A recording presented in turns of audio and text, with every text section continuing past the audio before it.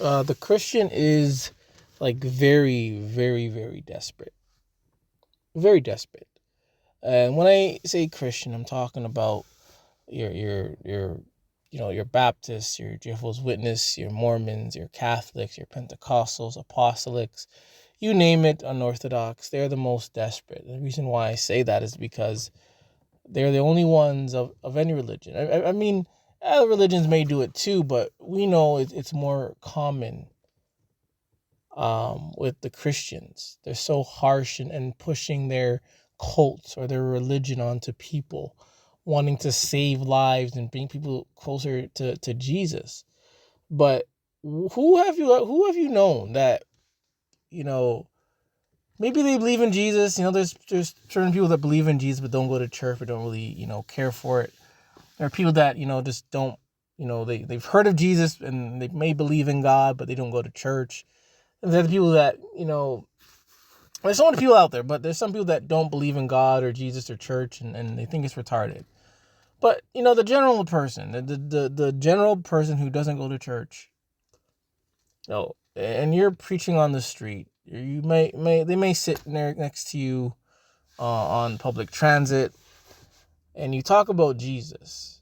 Like, which person is immediately gonna, immediately give their life to Jesus just because of that talk?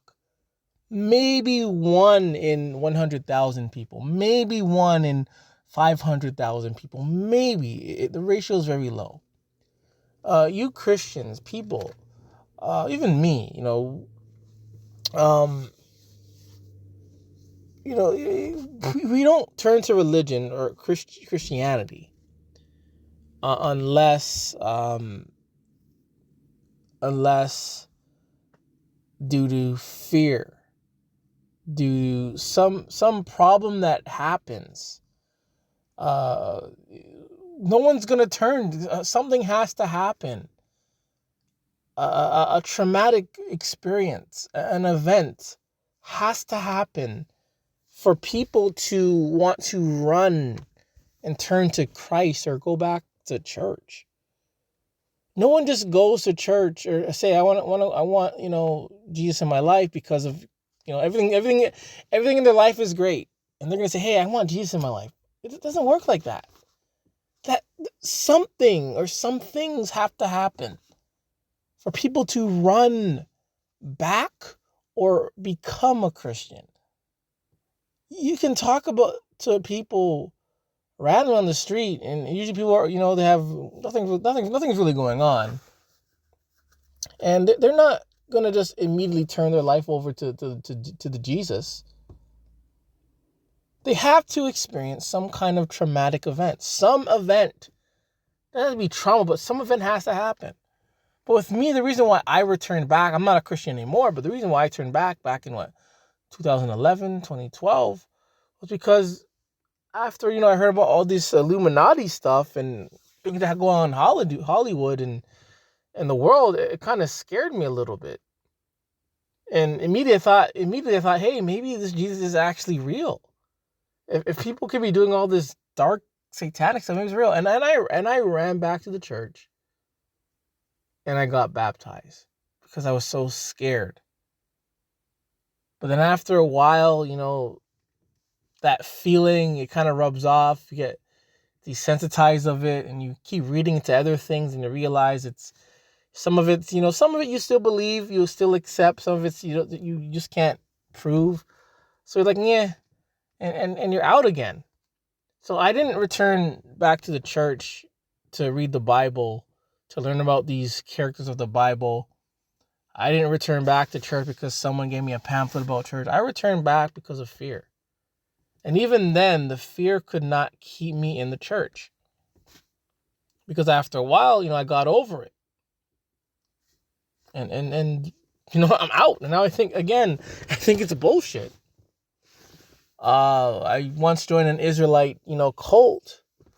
Maybe like 4 years after that, because I was like wondering, like, why are so-called black people the way they are?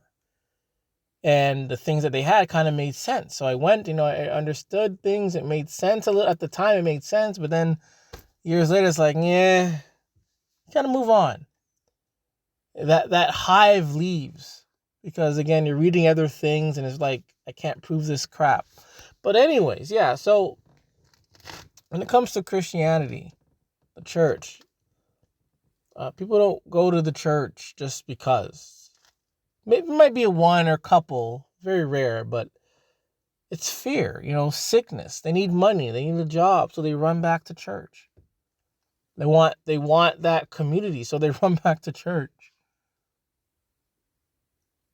But again, usually it's because some kind of event happens.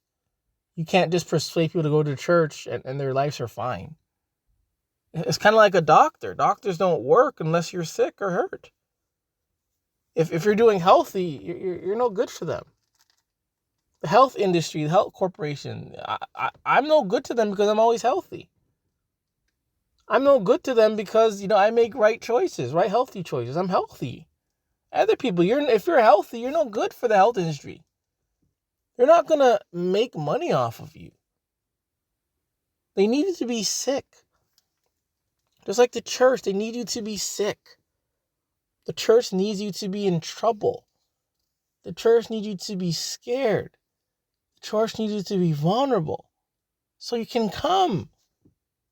If you're all happy, if you're out of the church and all happy and whatnot, and you're living your life good, it's like, you're not going to go back to the church. I mean, again, some people will, but usually it's like, nah.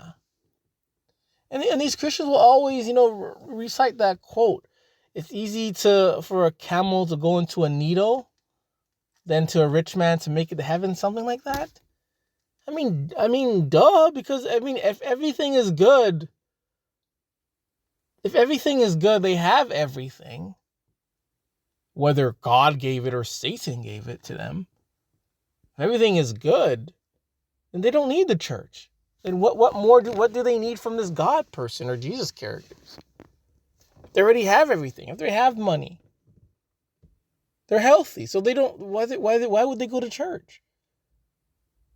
So it would definitely probably be harder for the rich man to make it to heaven and easier for a camel to go into a needle. Obviously. Because the church is for people who are vulnerable, who are sad and sick. Unless you're born into it, then that's another story. But usually those that are out, who are left the church, those in probably other religions and whatnot,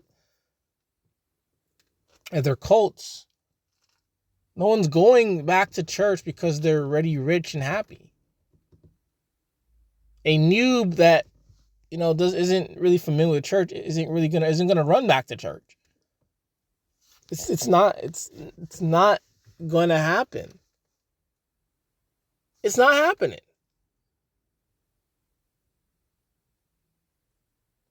It is not happening. Another thing I want to talk about, these Christians, man, they talk so much, excuse my language, but they talk a lot of shit. They can't prove nothing. They just talk shit, talk, all talk, no action, no proof, no evidence, no nothing, all just bare talking. And a lot of times, these Christians will use metaphors. Obviously, it's metaphoric. It's not literal. You don't supposed to take it literally. I mean, it's religion. It's a Christian cult. I mean, you're not supposed to take these things literally, because if that was the case, a lot of Christians would be broke, wouldn't it? I mean, if it's hard for a rich man to make it to heaven, a lot of these Christians should just give away their money and all their possessions, become poor, right? But anyways, some of these Christians, many have heard them. Like, they always say Christians are warriors. They're a warrior for Jesus, warrior for God, warrior for Christ. Something about, a warfare. They're soldiers for God and soldiers for Jesus. That's all bullshit and just talk. Bullshit and talk. Because when things actually happen, these Christians are not going to be fighting. They're going to be running and hiding like the shit cowards that they are. They can talk all this, it's war, they're a warrior for Jesus. As long as I have God, I'm strong, and all this nonsense. But once the actual war happens, they're running for cover. They're running. I'm talking whether it's nukes, whether it's your neighbor, whether it's a riot, whether it's some government crap. Once these things happen, these Christians are going to run. They're going to submit. They have no choice but to submit. The government, they allow you to run these churches. And they can allow you to run it, or they can allow you to close it down. And when whatever the situation is, if they say your church has to close down, you have to close down your church. You ain't gonna fight it. You ain't gonna run. You ain't gonna fight it. You ain't going to war. You ain't gonna stand firm. You're going to run. You're going to submit. You're going to submit to it. Submit to tyranny. Submit to the government. Because we've been here. We've actually seen it. Remember back in 2020, 2019, or whatever the year it was, when that, that germ warfare happened, and the government said you had to close down your churches. And what do these Christians do? They close down their churches. They got vaccinated, double vaccinated. They, obeyed all these rules. What about all this Jesus and God being their blood and their rock and their shelter and their divine and their protector? Where was all that? Where was all that? I mean, I get it. Some churches did fight it. But most of them gave in. They ran and they obeyed. But I'll actually give props to the churches that actually fought to stay open, because that's a warrior. But a lot of you, when they said to close down your church, you closed down and ran like a little bitch. You submitted to the government. Isn't God supposed to protect you in the house of God? Isn't Jesus supposed to heal? Why didn't everyone just go to the church to be healed from this disease? Why didn't that happen? Well, why didn't that happen? Instead of just running to the church to be healed by the Jesus guy, they submitted, and I won't say all, but some of them, most probably, got vaccinated. They followed the procedures. Because you can't take this Bible religion stuff literally. Because if you do, you'll be looked like as an idiot. As stupid. You can't take the whole Bible literally. You can't do everything they say in the Bible literally. You can't do it. They'll bring up excuses. It's a different time, different age, New Testament, Old Testament, different times. Jesus died, all these excuses. You can't take it literally. A lot of people back in those, I don't think they took it literally. Crazy? Obviously they couldn't take it literally because what? Remember Noah? Moses? Another few other times where God had to kill his people again and put them into slavery again. How many times did God have to put his own children, his own people into slavery over and over again? So many times. So many times. Because this whole God thing, these stories, the religion, it's bullshit. It is bullshit. It's bullshit. All you can do is just talk, make comments, recite Bible verses. That's it. You can't prove anything in the Bible. You can't prove none of it. Then you're going to probably bring up coincidence. Oh, why was I healed from this disease? Why did this happen? Why did I survive in all these things? So many people from various religions have survived in various situations. Just circumstances. How many times has a great Christian has died? They prayed and prayed, but they still died. How many times has someone never prayed? How about what if atheists, people who hate God or Jesus? They still survive, plenty of stuff, I bet. So you can't just say it's because of God. Hell no. The circumstances. But everyone is going to survive car crashes. Some people survive, some people don't. I'm a testament. I survived. Others in car crashes didn't. I survive, winter storms. Others don't. Circumstances.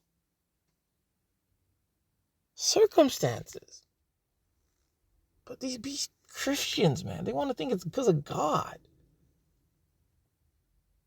Because of God? If it is because of God, then why are you always so desperate for these followers? If God can do these actions, you shouldn't have to say a peep to anyone to join your cult or your religion. God should be doing the work, or Jesus, or the Jesus character should be doing the work. Should be doing the work. How many times have you Christians said, "Oh, God sent a message and all this to come back to your religion or cult"? So why doesn't God do that for everyone? Even I probably said, "Oh, it's because of God, gave me a message to come back to the church." But yeah, guess what? I'm out again. If God could put me in, why can't He keep me in? But then when I come out, you want to blame it on, the devil or yourself or something else. Again, it's circumstances. Christians are just talk so much. Can't prove anything.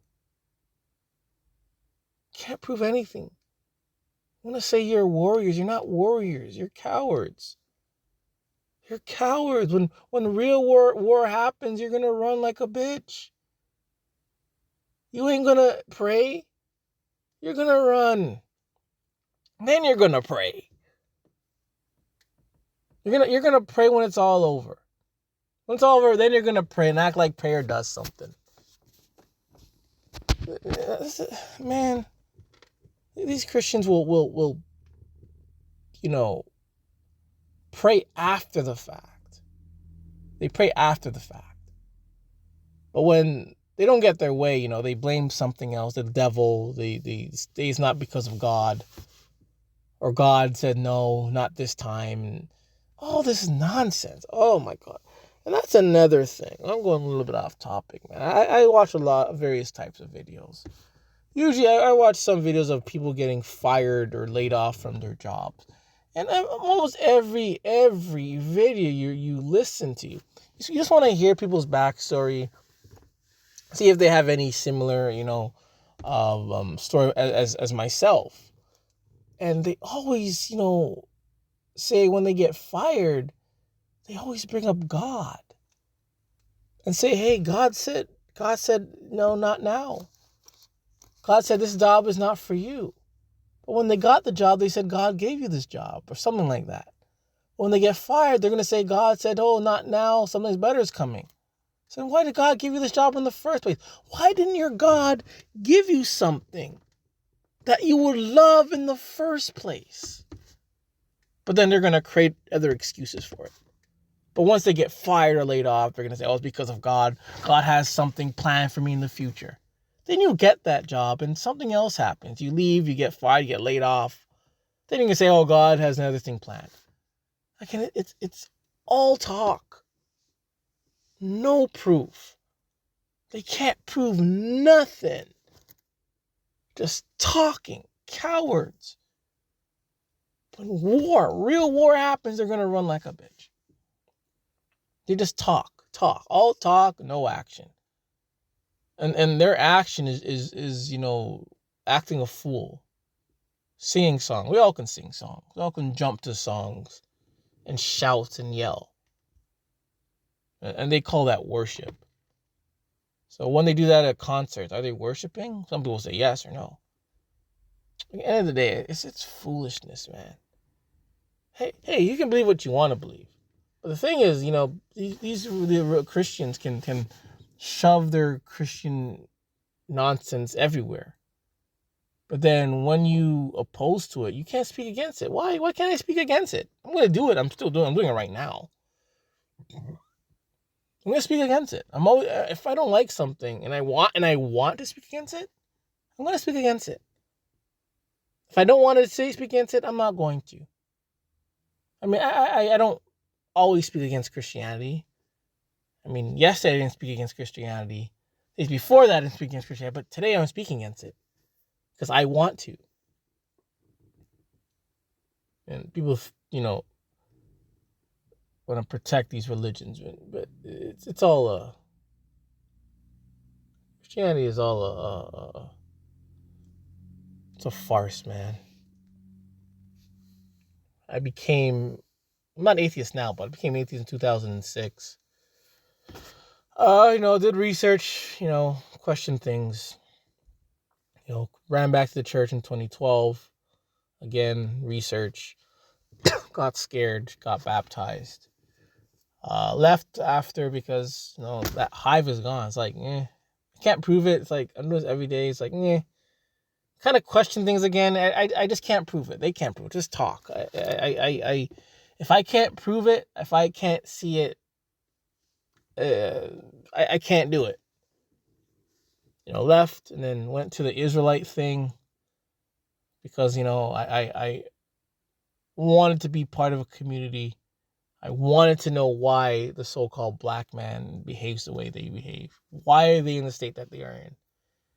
And the Israelites in the Bible, Christians read the same book, but it kind of made sense. But then it's like, I can't really prove it. It's like, is that really so? Then you have, the so-called black man that's from Europe, from Africa, so-called black man's from the so-called America. So it's like, I don't know. It's just so confusing. And does God really want this chaos? If God didn't want this chaos, he wouldn't allow it. If God didn't want chaos, he wouldn't allow it. Plus, I don't know if there's a God. I mean, to me, God's, it's very subjective. I mean, not all Christians think the same. You could be in the same church for years, but you're going to always have a different interpretation about something. In terms of gods, I don't know. I don't think there's just one God. I think there's probably a group of gods, at least more than one God, if there is a God.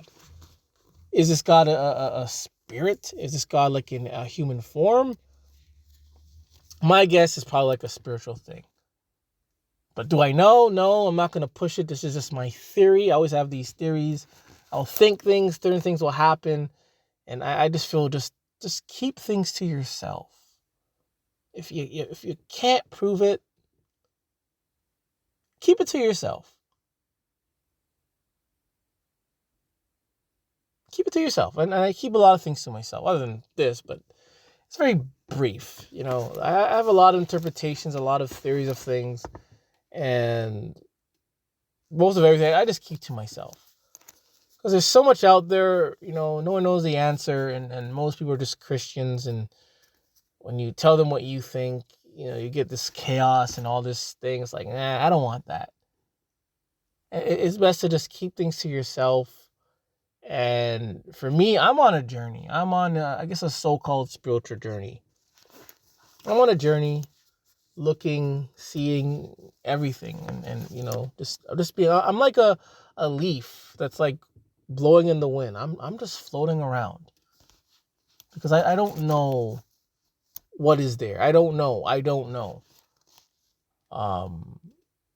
In terms of death, I don't think we become nothing. I think we become something. Something has to happen. I don't know what it is, but I don't think death is the end. Or it's just, that's it. Something has to happen. There's probably other stages.